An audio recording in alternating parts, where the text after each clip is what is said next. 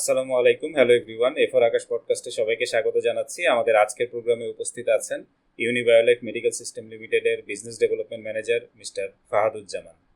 জামান ভাই, আসসালামু আলাইকুম, কেমন আছেন? সালাম, কেমন আছেন ভাই? আলহামদুলিল্লাহ, ভালো আছি। অনেকদিন ধরেই আমরা আসলে প্ল্যান করছিলাম একটা পডকাস্ট সেশন রেকর্ড করার জন্য। আজকে সময় বা সুযোগটা হয়ে সময় সুযোগ হলো দুইজনেরই।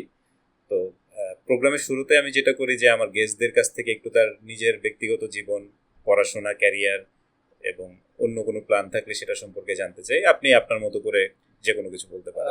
ব্যক্তিগত জীবন বলতে ঢাকাতেই বড় হয়ে ওঠা, আসলে ঢাকাতেই আমার জন্ম। বাবা সরকারি চাকরি করতেন, সেই সুবাদে দেখা যাচ্ছে বাবা ঢাকাতেই থাকতেন। মেডিকেল সেক্টরে লোক ছিলেন আমার বাবা, বিশেষ করে হচ্ছে নার্সিং ঢাকা নার্সিং কলেজ, যেটা ঢাকা নার্সিং কলেজে উনি অ্যাজ এ ওনাদের কোথায় পোস্টিং হবে as a posting recruitment officer হিসেবে আর কি ছিলেন ওখানটা। সো সেই সুবাদে ঢাকাতেই জন্ম হওয়া এবং ঢাকাতেই বড় হয়ে ওঠা। ঢাকার সরকারি স্কুল থেকে বাবা যেহেতু সরকারি চাকরি করতেন, সো সেই সুবাদেই সরকারিভাবেই পড়াশোনা করা। সরকারি বিজ্ঞান কলেজ থেকে হচ্ছে এসএসসি কমপ্লিট করা, সরকারি বাংলা কলেজ থেকে হচ্ছে দেন ইন্টার কমপ্লিট করা, মানে প্রাইমারি ইউনিভার্সিটি থেকে অনার্স কমপ্লিট করা হয়েছে মাইক্রোবায়োলজি থেকে। সেখান থেকে মাস্টার্সটা কমপ্লিট করা হয়েছে জগন্নাথ ইউনিভার্সিটির আন্ডারে। পরবর্তীতে জগন্নাথ ইউনিভার্সিটি মাস্টার্স কমপ্লিট করার পর থেকেই চাকরি জীবনের শুরু হয়। আছি আলহামদুলিল্লাহ। জীবনে ইন্টার লাইফ পর্যন্ত প্রচুর ঘোরাঘুরি করার সুযোগ পেয়েছি। এর প্রধান উদ্দেশ্য হচ্ছে বাবা দেখা যেত পোস্টিং সেট আপ করার জন্য বিভিন্ন জায়গায় যেতেন, সেখানে গিয়ে দেখা যাচ্ছে যে থাকতেন, যার কারণে তার সুবাদে তার সাথে অনেক জায়গায় ঘুরতে গিয়েছি, পার্সোনালি ফ্রেন্ডরা বা অন্যান্য যারা রিলেটিভসরা আছে সেখানেও। এবং মোটামুটি আল্লাহর রহমতে বাংলাদেশের আগে বলা হতো যে 64টা জেলা, 64টা জেলার ভিতরে আমার প্রায় 60টা জেলা ঘোরা হয়েছে ভাই, আলহামদুলিল্লাহ। আলহামদুলিল্লাহ। একটু ক্যারিয়ার সম্পর্কে জানতে চাচ্ছি। হেলথ কেয়ার ক্যারিয়ারে কিভাবে আসলেন, কতদিন হয়ে কাজ করছেন? হেলথ কেয়ার ক্যারিয়ারে আসা ফার্মাসিউটিক্যাল থেকে আমার আসলে জয়েন করা। আচ্ছা। আমি 2017-তে লাস্টে থেকে ইন্টারভিউ প্রোভাইড করি আপনার জুলফার বাংলাদেশ লিমিটেডে। ওখানে আমি আমার জীবনের ক্যারিয়ার শুরু হয় কিউসি মাইক্রোবায়োলজিস্ট হিসেবে। ওখানে প্রায় আমি বছর খানেকের মতো ছিলাম এবং 2019-এ এসে আমি সেখান থেকে ট্রান্সফার হয়ে দেন জয়েন করা হয়েছিল অরিয়ন ফার্মাতে কিউসি মাইক্রোবায়োলজিতেই। এবং এখানে আমি জয়েন করেছিলাম অ্যাজ এ এক্সিকিউটিভ হিসেবে আমি 2020 পর্যন্ত ছিলাম। থাকার পরে পরবর্তীতে ক্যারিয়ার সুইচ করা, যে মার্কেটিংয়ে আসা, হেলথ কেয়ারের মার্কেটিং, যেটা হচ্ছে কিনা ট্রেড সোর্থের থেকে শুরু হয়েছে। আচ্ছা। মার্কেটিংয়ে ট্রেড সোর্থে আলহামদুলিল্লাহ ভালোই ছিলাম এবং সেইখানে আমার 2023 পর্যন্ত থাকা হয়েছে। 2023-এর পরে এসে আমার দেন আস্তে আস্তে ঢাকাতে তখন আমি সাভার ব্রাঞ্চ ইনচার্জ হিসেবে ছিলাম। ট্রেড সোর্থে যখন আমাকে ইনিশিয়াল ফেজে ঢুকি, সেখানে আমি তাদের হেড অফিস থেকে 6 মাস পরে আমাকে ব্রাঞ্চের দায়িত্ব দিয়ে পাঠিয়ে দেন এবং দীর্ঘ 1.5 বছর ব্রাঞ্চের দায়িত্ব পালন করি। কিন্তু ঢাকার বাইরে হওয়ার কারণে আসলে ঢাকার ভিতরে ঢোকার একটা প্রবণতা ছিল, কারণ যেহেতু আমরা ঢাকার ভিতরে আমার ফ্যামিলি টোটালি সেটেল, সো ঢাকার বাইরে আমি একা পড়ে থাকাটা আমার জন্য বা আমার ফ্যামিলি নিয়ে এটা একটু বাবা মা পছন্দ করতেছিল। সেখান থেকে আস্তে আস্তে পরবর্তীতে ঢাকায় ঢুকা এবং সেই সময়টা একটা চড়াই উতরাইয়ের মধ্যে দিয়ে আসলে আমার জীবনে যায়। সেখান থেকে বর্তমানে এই যে ইউনিবায়ো লাইফ মেডিকেল সিস্টেমে আছে আলহামদুলিল্লাহ ভাই। এখানে কাজ করছেন বিজনেস ডেভেলপমেন্ট ম্যানেজার হিসেবে। As a business development manager হিসেবে। আচ্ছা। এই ইন্ডাস্ট্রিটাকে কোন ইন্ডাস্ট্রি বলে? এটা তো হেলথ কেয়ার ইন্ডাস্ট্রি না, মেডিকেল ইকুইপমেন্ট ইন্ডাস্ট্রি বলা যায়? হ্যাঁ, এটাকে হেলথ কেয়ার সেক্টরের আওতায় আপনি medical equipment reason supply company বলতে পারেন বা ইন্ডাস্ট্রি বলতে পারেন। ইদানিং টেস্ট রেফারেল বিজনেসটা খুব পপুলার হচ্ছে এবং আপনিও এরকম একটা সেক্টরে কাজ করেছেন। হ্যাঁ, আমি অল্প কিছুদিনের জন্য টেস্ট রেফারেল সেক্টরে কাজ এই সেক্টরটা সম্পর্কে একটু জানতে চাচ্ছি, এই পুরো প্রসেসটা কিভাবে কাজ করে? টেস্ট রেফারেলটা আসলে হচ্ছে একটা হসপিটাল বিটুবি বিজনেস আর কি, হসপিটাল সেক্টরের মেডিকেল সিস্টেমের বিটুবি বিজনেস, যেখানে হচ্ছে দেখা যাচ্ছে যে অন্য হসপিটাল থেকে তারা টেস্ট কনজামশনটাকে কালেক্ট করছে, অথবা কোনো ফার্মেসি থেকে কালেক্ট করছে, অথবা কোনো প্রতিষ্ঠান থেকে কালেক্ট করছে, যেটাকে কিনা বলা হচ্ছে B2B বিজনেস। এটা কিভাবে কাজ করা বলতে যদি সরাসরি বলতে চাই, এটা আসলে বাস্তবিক অর্থে আমি আপনাকে 100% এক্সপ্লেন করা পসিবল না। কারণ রেফারেলটা অনেককেই দিতে হয়।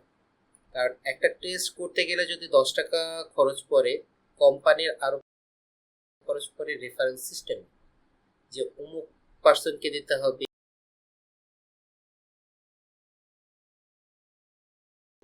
যেটা কিনা হচ্ছে যদি তারা না দেয় তাদের বিজনেস করাটা আসলে কষ্টকর হয়ে যায়। আমার কোশ্চেনটা হচ্ছে যে হেলথ ইন্ডাস্ট্রি তো অনেকদিন ধরে কাজ করছে, হাসপাতাল ইন্ডাস্ট্রি।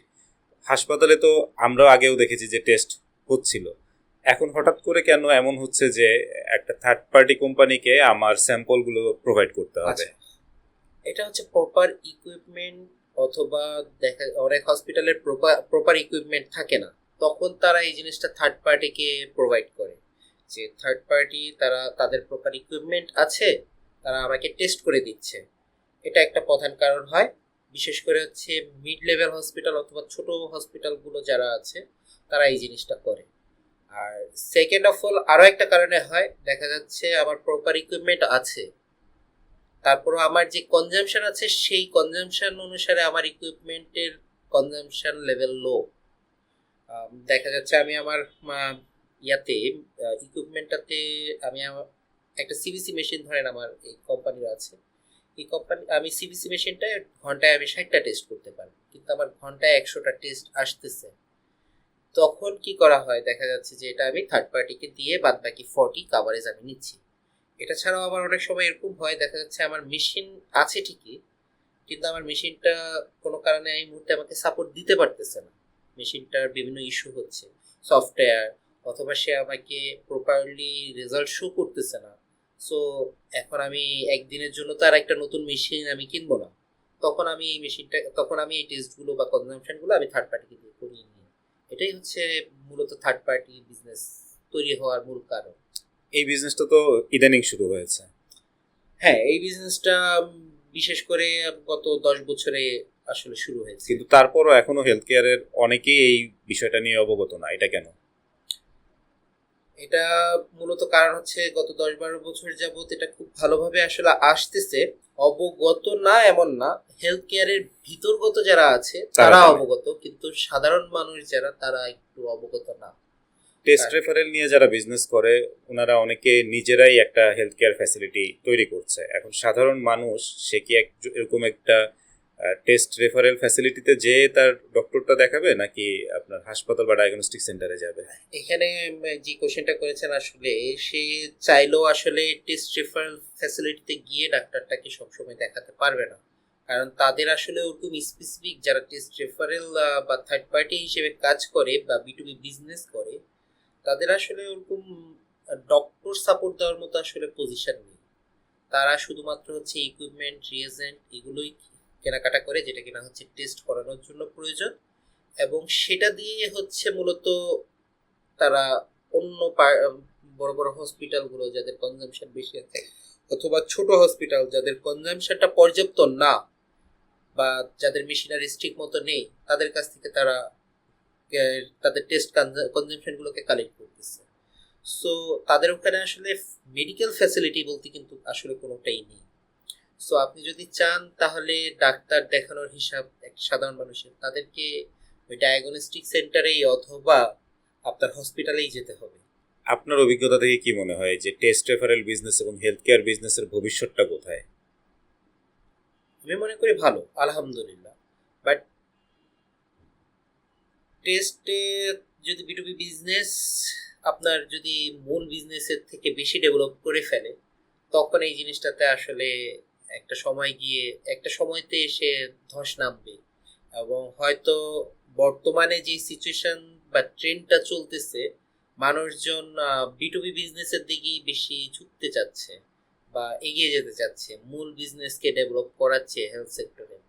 এটা পরবর্তীতে একটা ইম্প্যাক্ট তারা পায়। আসলে 6 মাস, 1 বছর, 2 বছর ভালো চালালেও অনেক সময় গিয়ে অনেকে এরপরে আর এটাকে কন্টিনিউ করে যেতে পারে না।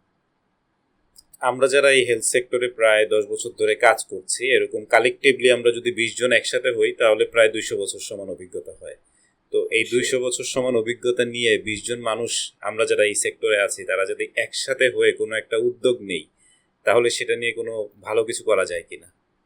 অবশ্যই করা যায়, কেন নয়? কারণ হচ্ছে 20 জন মানুষের আর যতটুকু মার্কেটিং পলিসি আছে বা যতটুকু মার্কেট পরিচিত আছে, সেটা যদি আপনি কনজাম্পশন হিসাব করতে চান, তাহলে আপনি একটা বড় হসপিটাল লাইক হসপিটালের চেয়েও বেশি হবে। এক হসপিটালে যতটুকু আপনার দৈনিক পেশেন্ট হবে, সেটা যদি আপনার 20 জন মানুষ যদি একত্রিত হয়ে এক জায়গায় মুষ্টিবদ্ধভাবে কাজ করতে পারে, তাহলে আমি মনে করি যে একটা হসপিটাল আবার দাঁড় করানো সম্ভব। বড় একটা ফ্যাসিলিটি আমরা বড় চাইলেই একটা করতে facility। পারি যদি তাদের সবার মধ্যে ওই ইউনিটিটা থাকে। ইউনিটিটা থাকে। আচ্ছা, আহ, আমরা এমনিতে এটা নিয়ে একটা কাজ করছি। আমরা প্রায় 80-90 জনের মতো একসাথে হয়ে কালেকটিভলি একটা কমিউনিটি তৈরি করেছি এবং আমরা চেষ্টা করছি যে মানে কোনো একটা নতুন উদ্যোগ নেয়ার জন্য, যদিও এটা এখনো একদম মানে ড্রাফটিং লেভেলেই আছে।